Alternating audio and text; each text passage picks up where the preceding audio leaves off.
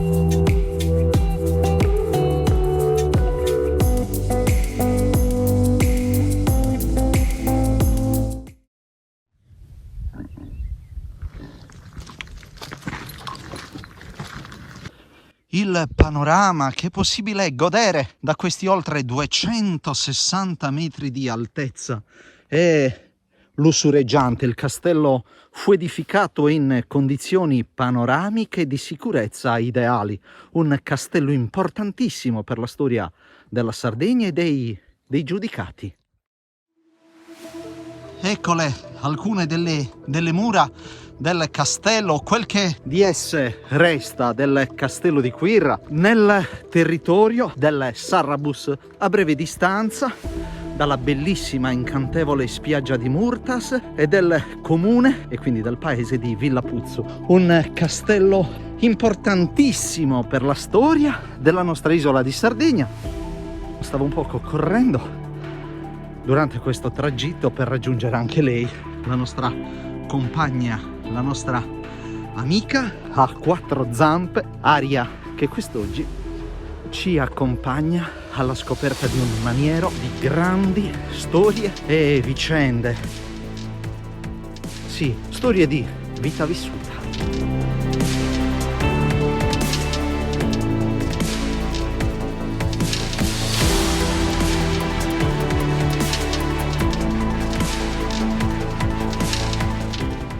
Edificato dai giudici di Cagliari nella prima metà del 1200 e occupato dai pisani sino al 1324, quando fu conquistato dagli aragonesi per opera di Almirante Francisco Carroz, nel 1363 il re di Aragona nominò Berengario Carroz per l'appunto feudatario di questo sito.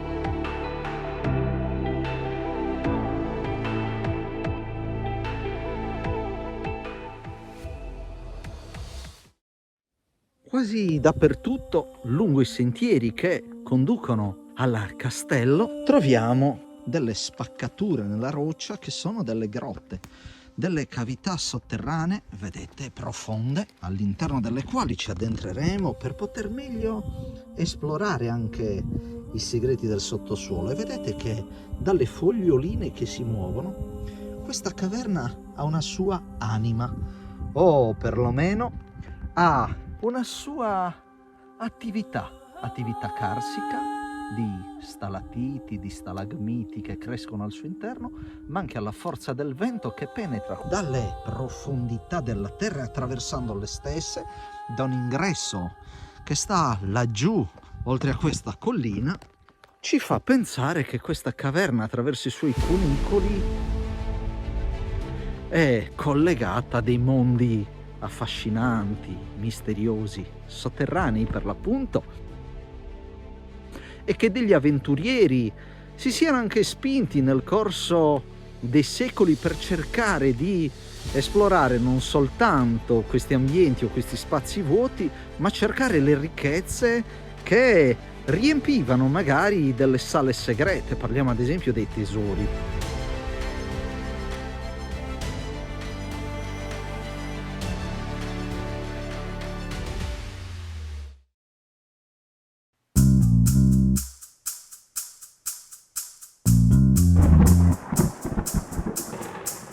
Effettivamente qualcosa di strano accade ai piedi del castello, perché vedete questo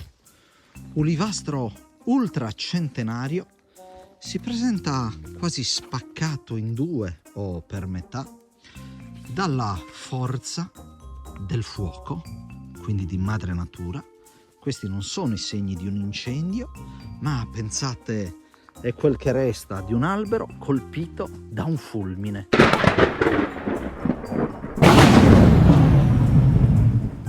Nel Medioevo un evento simile sarebbe stato visto quasi come un flagello del demonio, se non di Dio, e come per l'appunto un bruttissimo, temibilissimo presagio.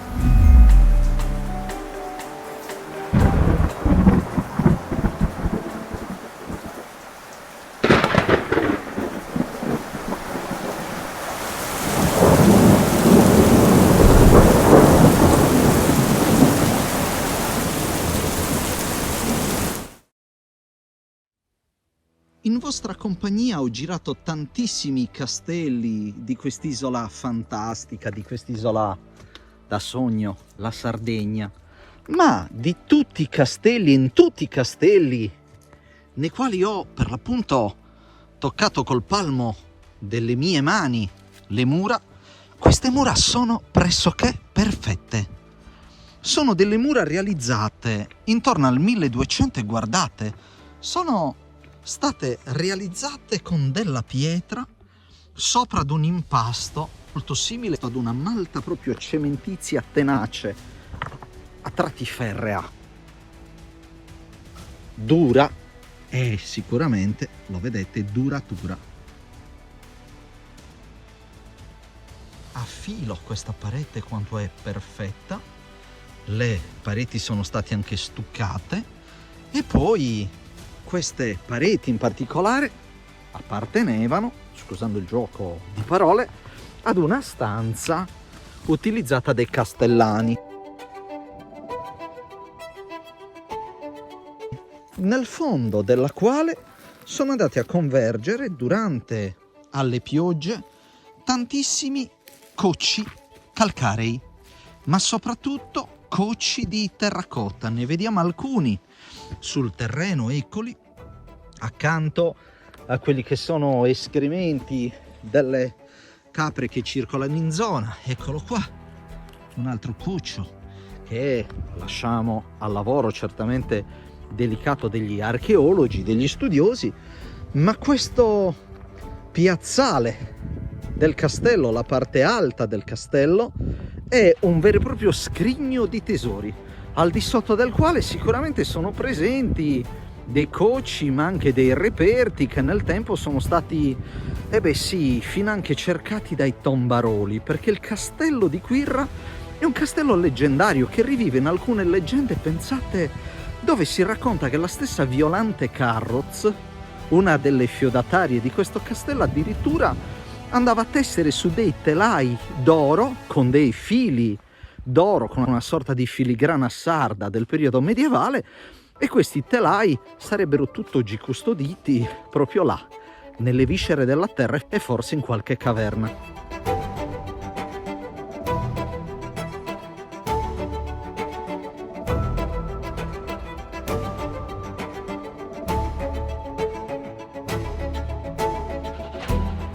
Lassù la parte meglio conservata del castello di Quirra o dei Carroz, e qua giù il camino di ronda che collegava il castello ad un'altra struttura, eccola, visibile in questo punto esatto. Un castello che quindi non finisce in quel punto, ma presenta resti murari ed altre strutture da esplorare.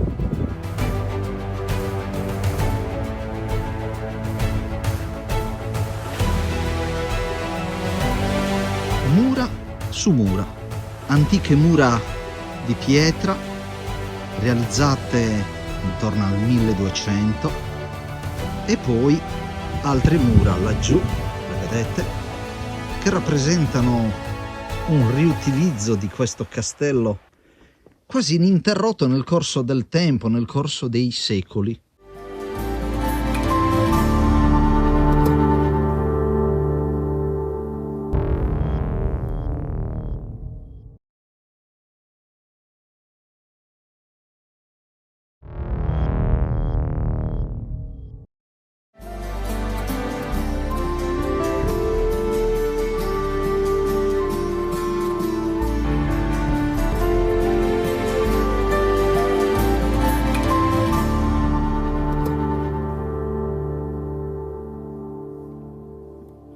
Un castello che, secondo alcuni studiosi, addirittura appoggerebbe sui resti di un nuraghe.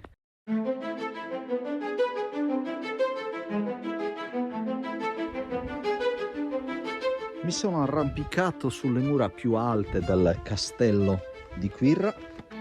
e adesso cercherò di fare a ritroso il nostro viaggio indietro nel tempo e soprattutto nei luoghi della grande storia del Medioevo sardo, che non fu poi un periodo così buio, così oscuro, lo avete visto, un periodo anche di innovazione, certo di grandi novità, ma soprattutto di sperimentazioni di nuove architetture civili, militari, religiose e per l'appunto abitative, come in questo caso. È un castello che ci ha lasciato un poco con l'amaro in bocca per quanto concerne l'esistenza di una torre che non abbiamo individuato, perché quasi tutti i castelli generalmente presentavano per l'appunto delle torri, ma questo, essendo così alto, così possente, vedete, isolato in mezzo ad un territorio bellissimo con un panorama mozzafiato, probabilmente era un castello che di torri non ne aveva proprio bisogno, non se ne sentiva il bisogno. E poi c'è anche un'altra storia che riguarda invece delle battaglie molto temute e molto sentite da quanti popolarono questo sito.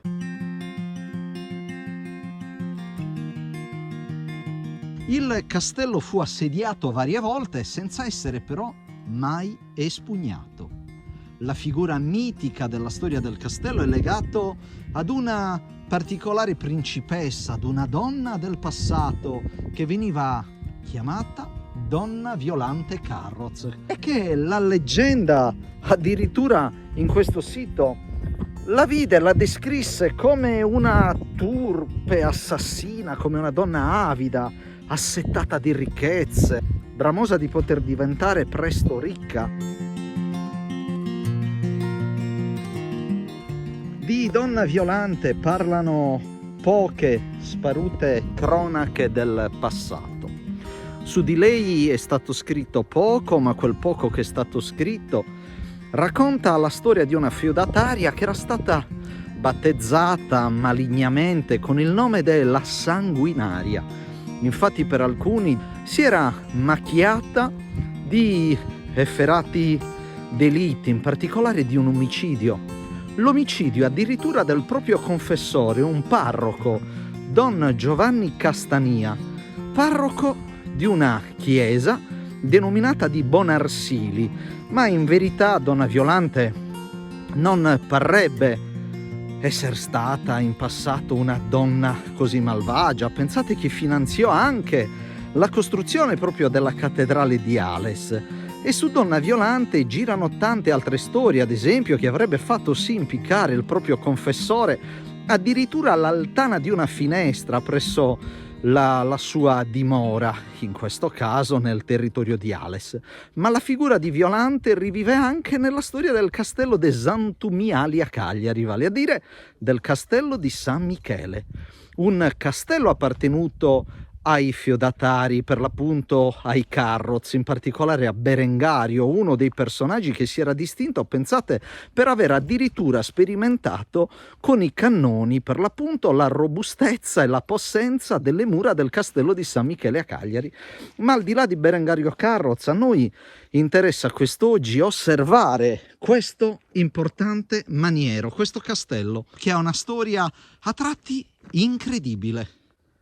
Una storia, dicevamo, incredibile perché incisa nelle pietre che, vedete, stanno venendo giù. Il castello addirittura poté resistere ai tentativi di guerra e di assedio, però vediamo che non ha resistito all'incuria del tempo e dell'uomo. Certo, il comune di Villapuzzo ha investito tanto, ha creato dei sentieri, ha dotato questo luogo di nuova cartellonistica, un luogo facilmente raggiungibile. In un'area di parcheggio è anche presente un sentierino con delle pietre, quelle che state vedendo, posizionate sul terreno, una sorta di vero e proprio selciato solido che consente ai visitatori, e non solo agli amanti del trekking o dell'escursione, ma ai turisti, a un turista qualunque, di raggiungere questo castello inerpicandosi su questo rilievo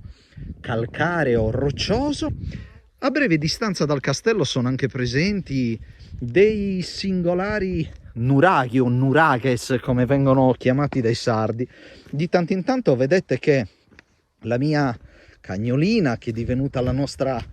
amica a quattro zampe, accompagnatrice, va a scrutare il territorio da un lato all'altro, ad arrampicarsi, presa sicuramente anche dalla voglia anch'essa di esplorare questo luogo, che ha un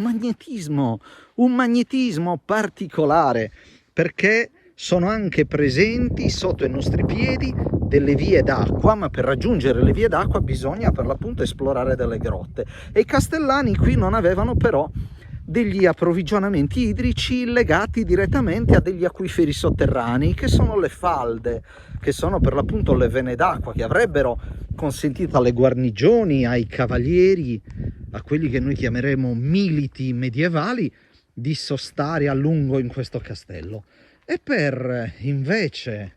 conservare l'acqua bisognava aspettare, qualcuno direbbe Giove pluvio, bisognava attendere un evento atmosferico che avrebbe portato la pioggia, e la stessa pioggia attraverso delle canale di cui il castello è quasi del tutto disseminato. Attraverso le canale l'acqua piovana sarebbe entrata in delle cavità nascoste che a breve raggiungeremo. Tra quelle che resta delle antichissime strutture del castello di Quirra, ad oltre 270 metri di altezza, su questa vera e propria montagna, incontriamo anche una cisterna sotterranea, una cavità sotterranea che, vedete, è stata realizzata con l'utilizzo del cosiddetto cociopesto, con degli stucchi che sono stati passati e ripassati più volte sulle pareti di questo ambiente sotterraneo, ma che in realtà era la riserva idrica del castello di Quirra, la riserva idrica della feudataria. E accanto a quella grande riserva idrica troviamo delle altre cisterne che erano voltate a botte. Vedete queste grandi pietre posizionate per creare una volta d'arco, una cosiddetta volta arcuata, per poter consentire all'acqua di permanere all'interno, per l'appunto, di queste stanze segrete.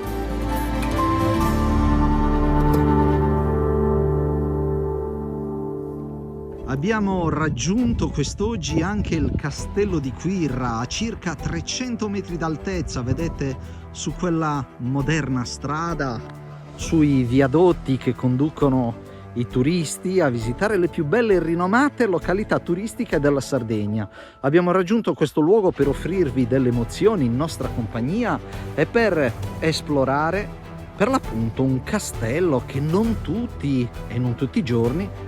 di sicuro possiamo ammirare, perché distante dalle nostre principali città sarde. Non mi resta che farvi vedere quel che resta ancora di alcune strutture murarie, avvicinandoci a quella che è una vera e propria cornice al naturale. Guardate che meraviglia,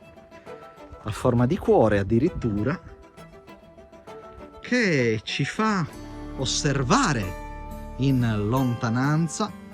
la zona delle spiagge lontane di Murtas, poco oltre quella che noi chiamiamo la piana di San Lorenzo, e il cosiddetto Salto di Quirra, più conosciuto per delle attività militari dei poligoni. Ma non è questo il caso, non è quest'oggi che approfondiremo questo altro argomento, lo vedremo nel corso di una prossima trasmissione televisiva, e non mi resta che darvi l'arrivederci alla prossima puntata. Ovviamente sempre con noi, sempre nei nostri viaggi nei castelli della Sardegna. Da Marcello Polastri quest'oggi è tutto.